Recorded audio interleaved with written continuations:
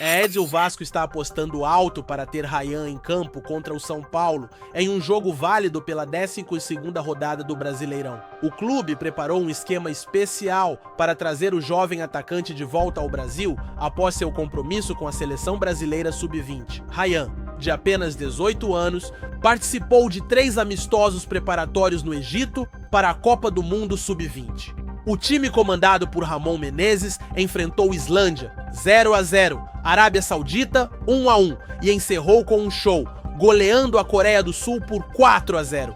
Agora, após essa maratona internacional, Rayan retorna ao Rio de Janeiro e já se apresentará no CT Moacir Barbosa nesta quarta-feira.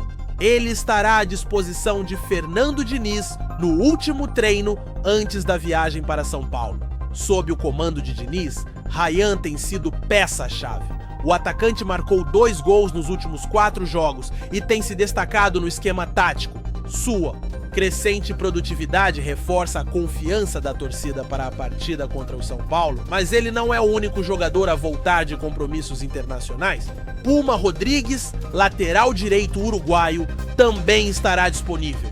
Ele participou das eliminatórias sul-americanas para a Copa do Mundo e, após enfrentar Paraguai e Venezuela, seguirá diretamente para a concentração em São Paulo. Sem passar pelo último treino no Rio, o Vasco está determinado a garantir todos os reforços possíveis para encarar o tricolor paulista, que promete ser um adversário difícil.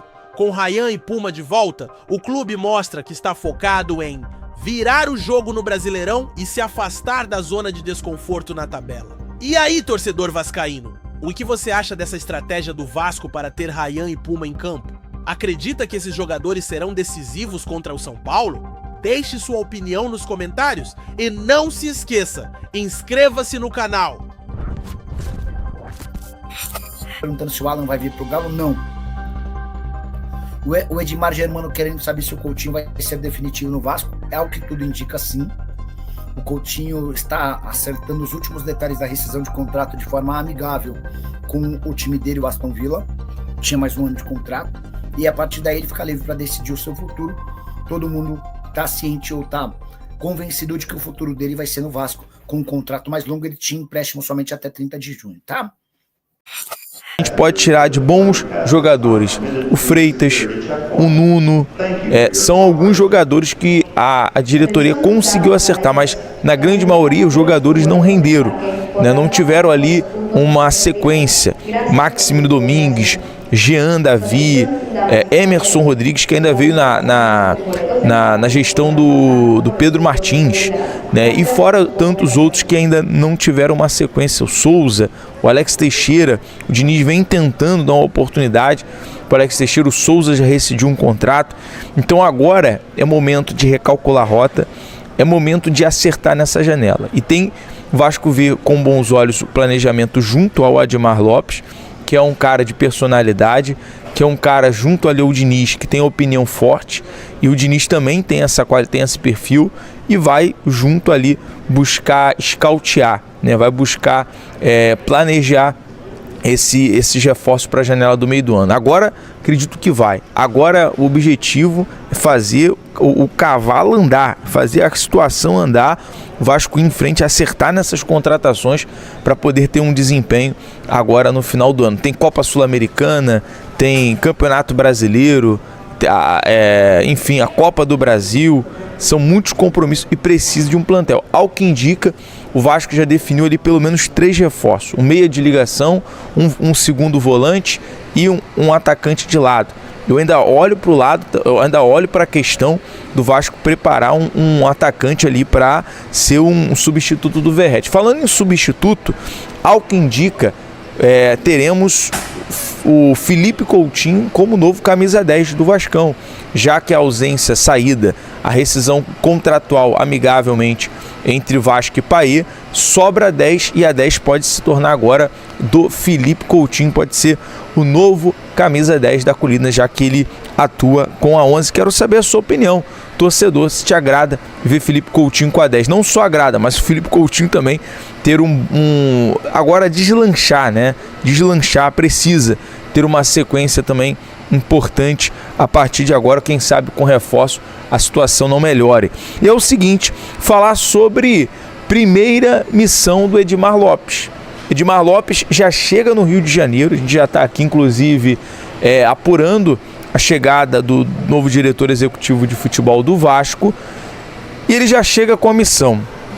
Lembrando que Edmar Lopes, ele foi responsável pela contratação do Léo Jardim junto ao Lille. Exatamente, Edmar foi responsável pela ida do Léo Jardim ao Lille da França em 2019. Na época ele era coordenador de scout. Em 2020, também no Boa Vista de Portugal, apostou novamente no goleiro, desta vez como empréstimo. E tem um ótimo relacionamento com o Léo Jardim. Então, seria, as coincidências do futebol apontando para que o Léo Jardim permaneça? Porque é o seguinte, o Edmar Lopes, ele tem um bom relacionamento com o Garden, tem um bom relacionamento com o Léo Jardim, e assim, poderia já deixar bem claro para o Léo Jardim a importância da permanência dele. Claro, ninguém é maior que o Vasco. O torcedor já deixou bem claro isso. Inclusive em nota, a Força Jovem publicou falando do Léo Jardim. Ninguém é maior que o Vasco.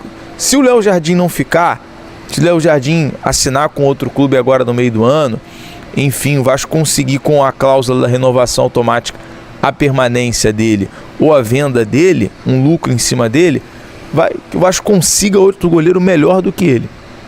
Mas o Edmar Lopes, nesses últimos momentos, nos 48 do segundo tempo, tem a missão de tentar convencer, de tentar conversar com o Léo Jardim, com o empresário, que a galera acaba pegando muito no pé do Léo Jardim, mas quem está ali forçando a barra para não renovar é o agente, é o empresário.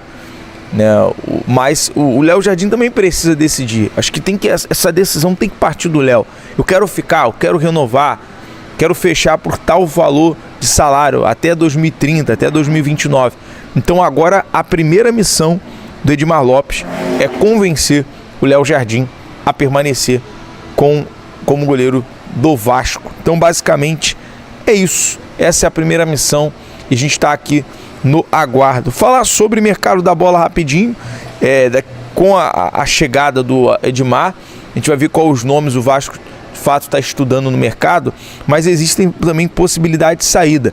O Sforza, o volante vascaíno, é uma das possíveis reposições em caso da saída do Juan Nardoni do time argentino. O Racing da Argentina está de olho em Juan Sforza. Bom, pagando pelo que o Vasco, os 14 milhões que o Vasco pagou nele, tá tudo certo. Só chegar e pagar aí pelo passe do Sforza. O Peñarol também está de olho no Maurício Lemos.